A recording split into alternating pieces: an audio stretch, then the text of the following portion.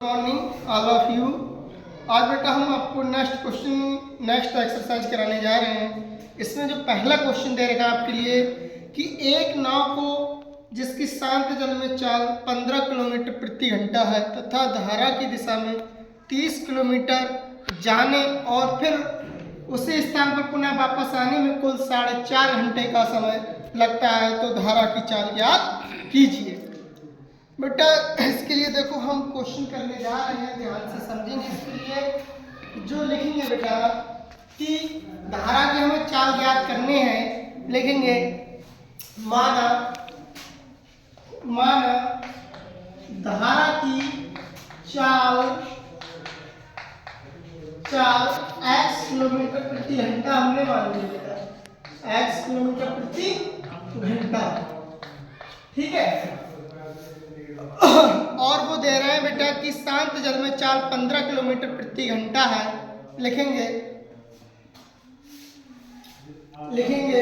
प्रश्नानुसार शांत जल में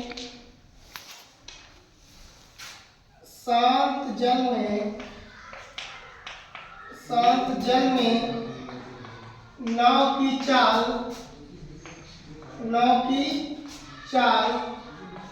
कितनी हो जाए 15 किलोमीटर प्रति घंटा आई,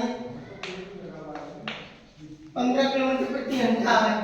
लिखेंगे शांत जल में नाव की चाल कितनी बेटा 15 किलोमीटर प्रति घंटा है तथा धारा की दिशा में 30 किलोमीटर प्रति जाने और पुनः उसी स्थान पर आने में 4.5 घंटे लगते हैं, तो हमें चाल ज्ञात करने हैं। ध्यान से समझिए बेटा। लिखेंगे शांत जल में नाव की चाल 15 किलोमीटर प्रति घंटा। लिखेंगे धारा की दिशा में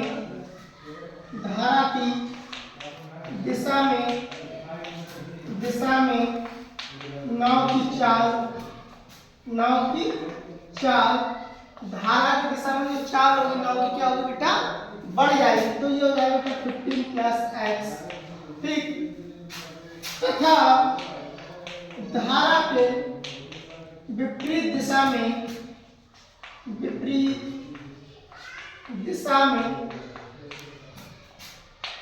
नाव की चाल ये बेटा 15 माइनस x किलोमीटर प्रति घंटा हो जाएगी। अब लिखेंगे बेटा, अब जो समय दे रखा है बेटा वापस जाने में और वापस पुनः उस स्थान आने में 4.5 घंटे का समय लगता है, क्योंकि हमने आपके लिए बता रखा है बेटा जो 4 बराबर होता है बेटा दूरी बटे समय होता है यहाँ पे। तो यहाँ से बेटे जब समय बराबर निकालेंगे तो ये आएगा आपका दूरी ऊपर 4 आएगा। तो कुल समय दे रखा है हमारे पास 4.5 घंटा का समय दे रखा है हमारे पास, तो समय बराबर दूरी बटे 4। तो लेकिन बेटा समय कितना है बेटा हमारे पास 4.5 घंटे का है, ठीक है। तो दूरी कितनी है बेटा धारा की दिशा में 30 किलोमीटर। लेकिन कुल लगा समय बेटा कितना 4.5 घंटे, 4 से 1 बटा 2 घंटे, यानी कि 4 घंटे 30 मिनट। इससे लिख सकते हो था 4 दूनी 8 1 9 बटे 2 घंटे लिख सकते हैं, यानी कि हम, ठीक। तो अब लिया गया समय निकालें, दूरी कितनी थी बेटा 30 और धारा की दिशा में नाव की चाल थी बेटा 15 प्लस x थी, और उसके बाद 30 की दूरी और धारा के विपरीत दिशा में आया तो उसकी जो चाल क्या होगी घटी होगी। तो ये 15 माइनस x टोटल जो समय लग रहा है 9.2, यानी कि 4.5 घंटा समय ये लग गया।